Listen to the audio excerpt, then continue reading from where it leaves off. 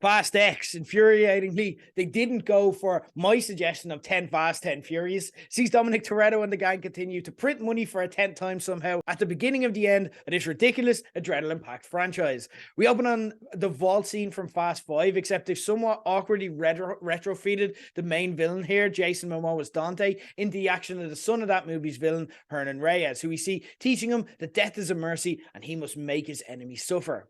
After being powerless to stop his father being murdered that day, he vows revenge. But for reasons I don't think they ever quite got to, he had to wait 10 years to do so. I guess you can't really make someone suffer unless you give them a 10-year head start to have a nice, prosperous life that you then take away from them or something like that. It's definitely not to do that the writers just only came up with this like 10 years later than this movie was released. No, this is always the plan. This sees Dom, Letty, Roman, Tage and the gang get back together with some blast from the past added, beginning in Rome, but also covering Rio de Janeiro and London. There were times that this movie felt a bit like a greatest hits clip show. At one stage, Vin Diesel was looking around at the walls where there's pictures of famous moments from previous movies where apparently there was a photographer present. I wasn't aware during any of those. I must have missed like him and Paul Walker just standing there going, family, just like saying that for 10 minutes back to each other, family, family, family. And then I must have missed it clicking in the background of the photographer. He's like, that's great, guys. You just pose away there. Just act natural. It's fine. Oh, I'll see you again is playing in the background.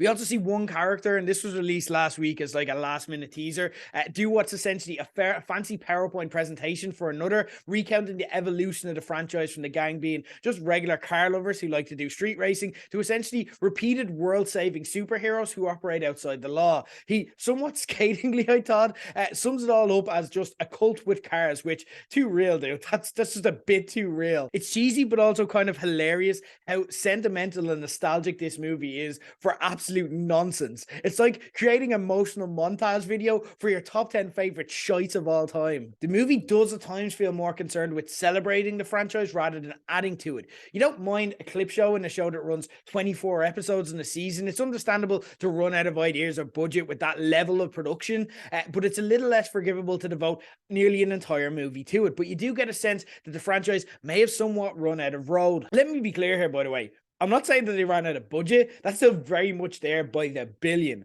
And look, at this stage, we know what to expect with fast movies. It's a concept too ridiculous to invest emotionally in, with no stakes because everyone you care about is cased in plot armor. And yes, I see you in the comments, people who've seen the movie already and are going to say, but wait, what about, I know what you're going to say, but come on, let's just be realistic here, okay? You know that according to form, even the villain is probably just going to get redeemed later. He's going to be like, if he's charismatic enough and popular enough, I'm going to end up cheering for him because he's just going to end up joining the family. And again, that happens in this very movie. The action doesn't even have dramatic tension as a result. So all you're asking yourself is this action fun? And the answer, unfortunately, this time for the most part is compared to others, not really. Louis Leterrier stepped in mid-production for Justin Lin after the latter had a falling out with Vin Diesel. Leterrier is best known for forgettable, underwhelming action movies like The Incredible Hulk and The Transporter. And let's just say when you consider those movies, he performs to around his standard here. This seems more interested with referencing and paying homage to past great fast moments than actually making new ones. What we get is loud, explosive, and expensive. I wouldn't say it's actually good, creative, or even farcical hilarious like the time they drove cars into space, which is again what we're all here for. There is one epic scene towards the end of the movie involving a dam or a reservoir that felt new and innovative, but even then, it's undermined by them doing the, aha, I had anticipated exactly this unlikely sequence of events would happen, and this is actually the real dastardly plan, routine one time too many to actually hit home. And on that note, characters just change sides instantly without any rhyme or reason, and that's me, a former professional wrestler who grew up on constant babyface and heel turns, saying, come on lads, cool it down with the heel turns here. Speaking of pro wrestling, the scenes involving John Cena, and yes, by the way, for those paying attention, I did just try and liken myself to John Cena. Just let it go. Just you don't have to bring it up in the comments. It's fine. Are the only time the movie crackles a bit. Jacob feels more like Peacemaker now than the character we met originally, but also that's Cena at his peak, so who cares really? Brie Larson is also a breath of fresh air, bringing her likable energy as she plays an agent who defends Dom's family. Roman and Tasia's banter is really wearing thin for me 9 movies in.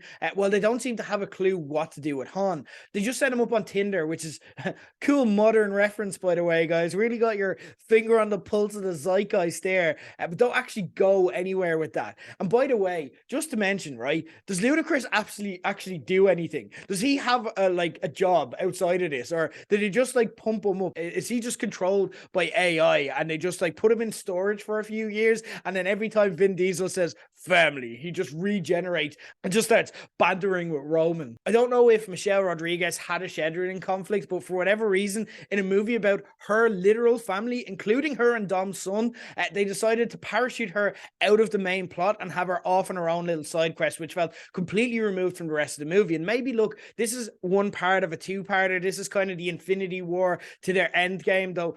Please don't take any inference about the standard and the quality of the movies from that comparison.